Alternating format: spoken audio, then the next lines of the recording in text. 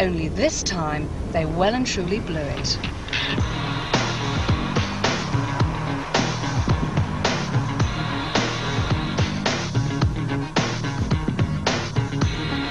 In 1982, Ford launched the slippery-shaped Sierra and made a mistake that was to cost them millions. They pitched a very modern car at a very old-fashioned and deeply conservative market. The smart set wouldn't drive it because it was a Ford, and Ford fanciers hated it because it didn't look like a Ford. The Sierra was Uncle Henry's worst marketing muck-up since the Edson. Initial sales slumped because it was a car that was too ahead of its time. In fact, the radical new Ford was actually very good. By 1985, those contentious jelly mold lines had become a familiar sight and were widely accepted.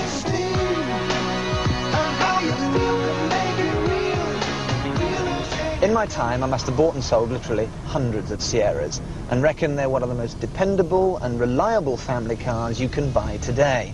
They're simple, sturdy and cheap to fix, and capable of racking up extraordinarily high mileages without demur. But don't take my word for it. As a fleet manager, I have responsibility for a fleet of something in the region of 1,000 business cars, of which something in the region of 200 were Sierras. This Sierra has always performed well. There's never been any major problems with it. It's been relatively inexpensive to buy, the residual values have been good, and its operating costs have been what one has expected and well up to par. There are plenty of them around, there's plenty to choose from, and obviously one needs to choose a Sierra with care because many of them can have very high mileage cars. But there are a lot of Ford dealerships around, so parts aren't a problem, and there's always a ready market when one comes to trade on. So what goes wrong? Well, precious little, actually. If you avoid the very early cars up to 1985 and go for the post-86 models that have had a facelift, there's very little to leave you stranded on the hard shoulder with the bonnet up. The great thing about the Sierra is that it has all the mechanical simplicity of a knife and fork. With regular maintenance, 100,000 miles is certainly not unexpected. 150,000 miles is very possible. Indeed, we have a vehicle here that we service at regular intervals and is currently 150,000, just over in fact. And the best news is they're so straightforward they can be serviced anywhere. At this fast fit centre, they'll fit a new radiator for £60, a new exhaust for 98, replace a pair of shock absorbers for 55 quid, and change your oil and filter for just £14. Does that sound cheap enough for you? There are far more Sierra models than there ever were Cortinas, and these are some of the best. An uptown carryall, the very capacious 2-litre-I gear estate, makes a real load lugger. You've got your trendy roof rails, your alloy wheels, headlamp wash wipe, electric windows, central locking, everything bristling with all the appurtenances of gracious living. There's also the very sure-footed 4x4 with its gusty 2.9-litre V6 engine.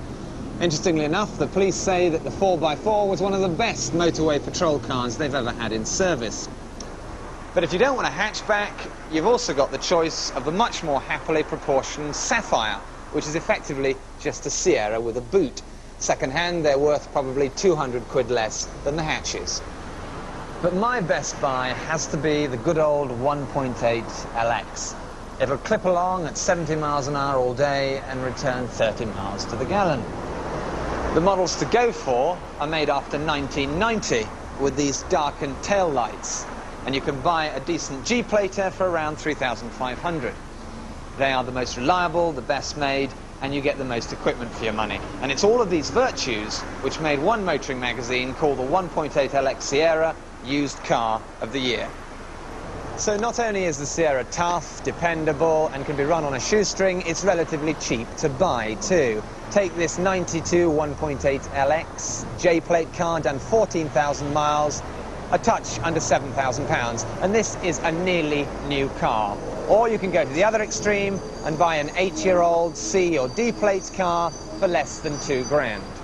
And if you buy privately, you can pick them up for even less. If you went out tomorrow, you could come back with a very presentable car with a long MOT for less than £1,000. So there literally is a Sierra for everybody.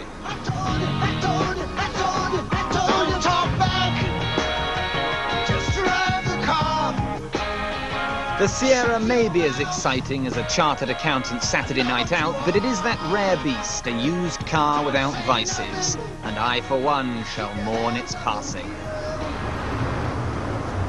But in the end, it was simplicity that got the better of Ford's family saloon. You see, the man with the bad haircut and the brine